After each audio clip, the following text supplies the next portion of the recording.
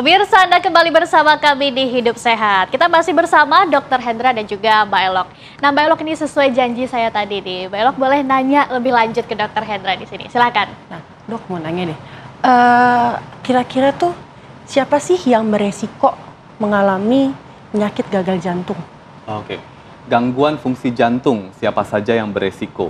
Sebenarnya kalau secara literatur ada dua, yaitu adalah pasien-pasien yang mengalami atau memiliki faktor resiko. Faktor resiko itu ada dua macam, yaitu yang bisa diubah dan yang tidak bisa diubah. Yang tidak bisa diubah itu adalah usia, karena seiring dengan usia bertambah, resiko akan meningkat. Kemudian jenis kelamin, laki-laki lebih beresiko untuk mengalami gangguan jantung, terutama sumbatan jantung di sini. Kemudian ras tertentu, jadi ras Afrika, American, kemudian Asia Selatan itu umumnya lebih beresiko. Kemudian faktor genetik, jadi kalau ada faktor genetik atau turunan di keluarga itu akan lebih beresiko. Ini adalah faktor-faktor yang tidak bisa diubah. Tetapi ada juga faktor yang bisa diubah atau ditangani dengan pengobatan, yang jika tidak dikendalikan ini bisa menimbulkan gangguan jantung, seperti merokok. Kemudian yang kedua, kencing manis. Yang ketiga, kolesterol yang tinggi. Keempat, jarang bergerak. Kelima, konsumsi alkohol yang berlebihan. Kemudian keenam, bisa karena kurang tidur atau sering mengorok. Karena ini juga nanti akan mengganggu fungsi jantung di kemudian hari. Oke, tadi dokter sebutkan soal kelelahan ya. Nah, ini kan kita ketika mudik tuh pasti mengalami stres ya, apalagi kalau macet. Kalau gitu fakta atau mitos dokter, kurangnya istirahat dan stres menghadapi kemacetan itu dapat memicu serangan jantung? Itu adalah fakta. Fakta. Karena sudah diteliti hampir sekitar 22% yang mengalami stres atau burnout, kemudian pada kondisi traffic jam atau kemacetan, itu ada resiko untuk serangan jantung.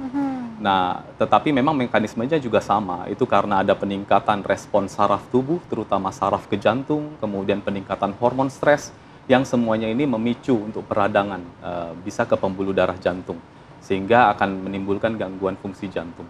Oke, kalau gitu gejala spesifiknya apa aja dokter? Ada bermacam-macam, tergantung spektrum atau penyakit jantung yang dialami. Khususnya kalau pada Mbak Elok dengan gangguan bocor jantung, umumnya gejala yang didapat adalah gejala-gejala gagal jantung. Contohnya yaitu sesak, kedua kaki bengkak, atau mudah lelah. Biasanya kalau dibandingkan dengan teman sebaya akan lebih capek dalam beraktivitas. Nah, untuk penyakit jantung yang lain seperti sumbatan jantung, sumbatan pembuluh darah jantung, ini umumnya nyeri dada.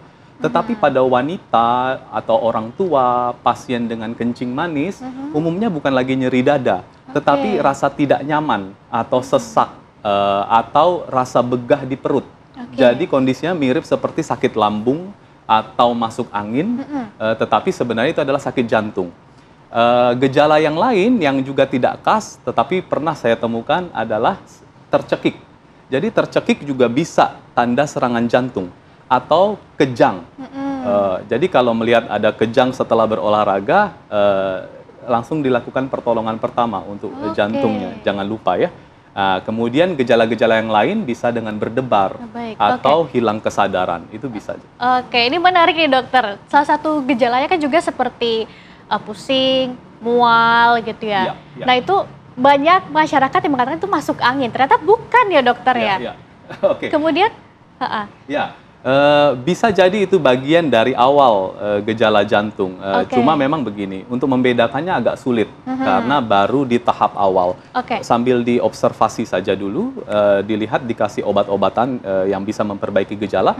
Jika gejalanya tetap menetap, kita harus apalagi disertai dengan dada tidak nyaman atau sesak nafas, sebaiknya langsung dipikirkan tentang jantung. Kalau gitu ada masyarakat yang menggunakan minyak angin sebagai alternatif. Itu dampaknya bermanfaat atau berpengaruh nggak dokter? Tapi jangan jawab dulu dokter. Saya jeda, kita bahas lengkapnya. Pemirsa tetaplah bersama kami di Hidup Sehat TV One.